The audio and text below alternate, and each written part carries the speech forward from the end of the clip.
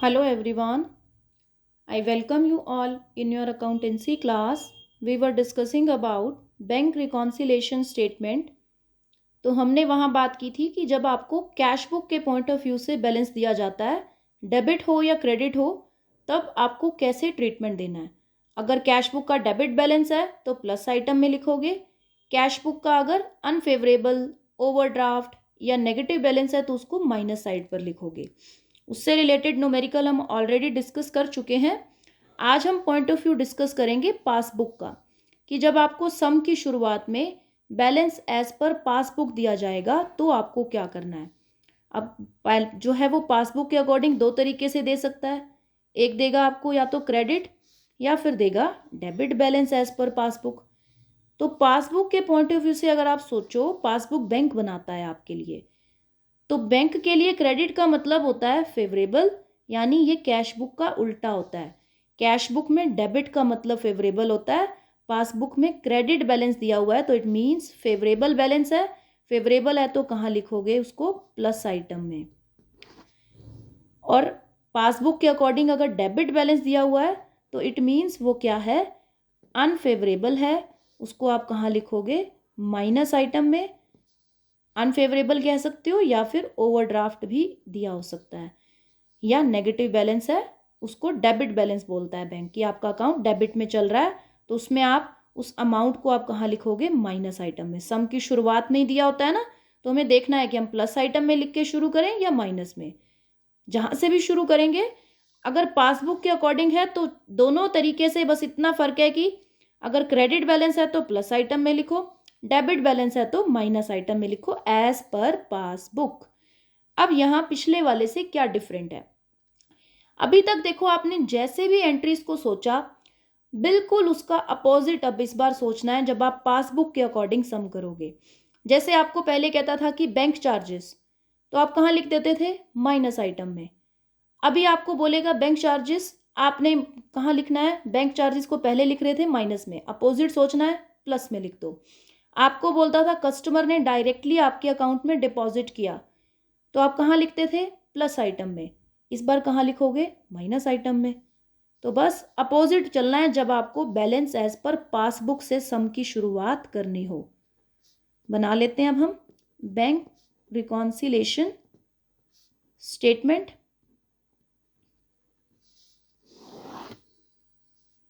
वही same format, plus और minus item as on 31 मार्च 2017।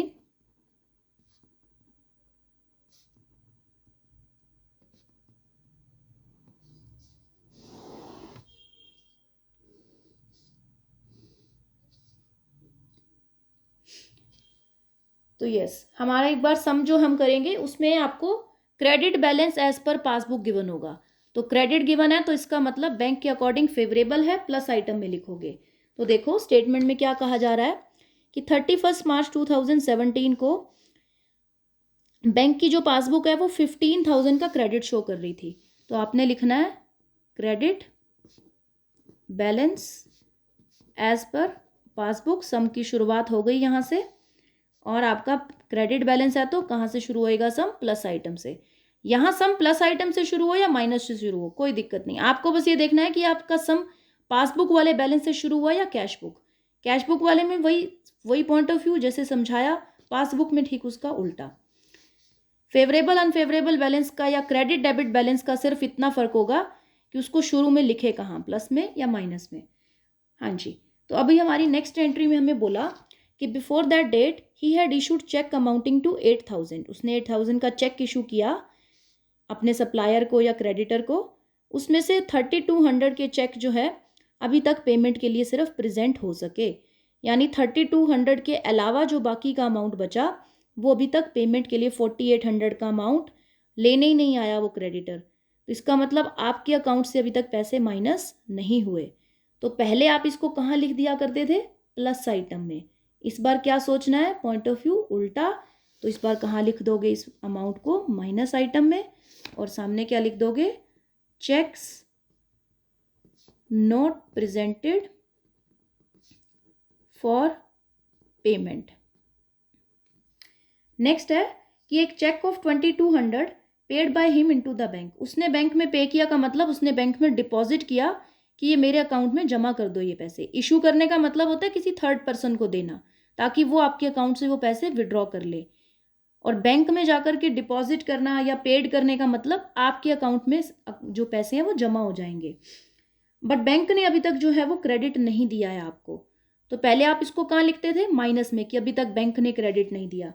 अभी कहाँ लिख दोगे, प्लस में 2200, और सामने लिख दोगे cheques not credited by bank. Next, he had also received a check of 500 which although entered by him in the bank column of cash book was omitted to be paid into bank. कि आपने अपनी cash book में record कर लिया लेकिन आपने उसको bank में नहीं अभी जमा कराया। तो सिंपल सी बात है, देखो कि आपने कैश बुक में रिकॉर्ड कर लिया था लेकिन बैंक में अभी तक क्रेडिट के लिए देकर ही नहीं आए थे, तो आपके लिए क्या थी, ये माइनस आइटम थी। अभी क्या हो जाएगी, प्लस आइटम हो जाएगी।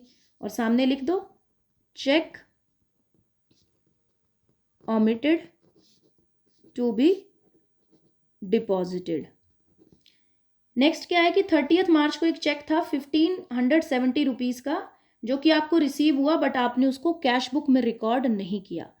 सो सिंपल, पहले आप इसको प्लस में लिखते थे कि मेरे को चेक रिसीव हुआ है, अभी कहाँ लिख दोगे, माइनस आइटम में,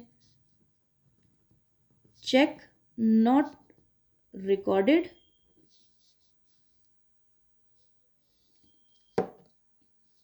इन कैश बुक।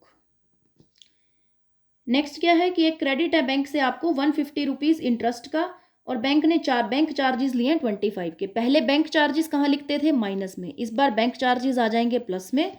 और इंटरेस्ट रिसीव होता था तो आपके लिए प्लस होता था पहले तक, इस बार क्या हो जाएगी वो चीज़ माइनस। 150 रुपीज़ का जो इंटरेस्ट आपका जो है आपको मिला वो इस बार माइनस में, उल्टा करना है। अब बस आप कर लो टोटल प्लस और माइनस आइटम्स का, और देखो कौन सी वाली साइड आपकी बड़ी आ रही है। तो प्लस आइटम्स का टोटल करोगे 17,725, माइनस आइटम्स का टोटल करोगे तो 6,520। तो दोनों अमाउंट्स को कंपेयर कीजिए, डिफरेंस जो आएगा दैट विल बी 11,205। तो इस डिफरेंस के सामने आपने इसको आंसर जो देना है ना, ये डिफरेंस अमाउंट, और जो साइड बड़ी होती है वहीं पर ही लिखना है इस अमाउंट के डिफरेंस को। क्योंकि क्यों यहाँ लिखना है, क्योंकि बड़ी वाली कौन सी आइटम है, प्लस आइटम है। तो प्लस आइटम कोई बताओ कि भाई ये प्लस आइटम्स इतने अमाउंट से बड़ी है। अब इसके सामने जो आपने आंसर देना है वो आपने कैश बुक वाले पॉइंट ऑफ व्यू से देना है। कैश बुक के पॉइंट ऑफ व्यू से देखो प्लस आइटम बड़ी आई हैं, तो इसका मतलब फेवरेबल बैलेंस है कैश बुक के अकॉर्डिंग। क्यों, क्योंकि प्लस आइटम बड़ी है, फेवरेबल बैलेंस। और फेवरेबल बैलेंस को कैश बुक में क्या कहते हैं, debit, as per cash book. So simple, बस इस पॉइंट ऑफ व्यू से चलते हुए आपको पासबुक वाले सम करने हैं। वो ध्यान कर लेना कि पासबुक का क्रेडिट बैलेंस है तो प्लस आइटम, पासबुक का अगर डेबिट बैलेंस है तो माइनस आइटम में लिखोगे। बाकी बस पिछले वाले बात को सोचो और उसका अपोजिट ट्रीटमेंट आप पासबुक में दे दो। That's all for today. अब इसके अलावा अपने रेगुलर जो आपका क्लास टेस्ट होना है, आपको ऑलरेडी इन्फॉर्मेशन दी गई है, उसकी भी प्रिपरेशन करें। 2 चैप्टर्स उसमें कवर होंगे, वन इज़ लेज़र जो कि हमने लास्ट ख़त्म किया था, एंड ट्रायल बैलेंस। ये 2 चैप्टर्स आपको कवर करने हैं, न्यूमेरिकल पोर्शन भी और इनके ऑब्जेक्टिव टाइप भी, एमसीक्यूज बेस्ड क्वेश्चंस भी आपको रेडी करने हैं। दोनों मिक्स क्वेश्चंस का टोटल 30 मार्क्स का आपका टेस्ट रहेगा। So prepare well. Thank you so much.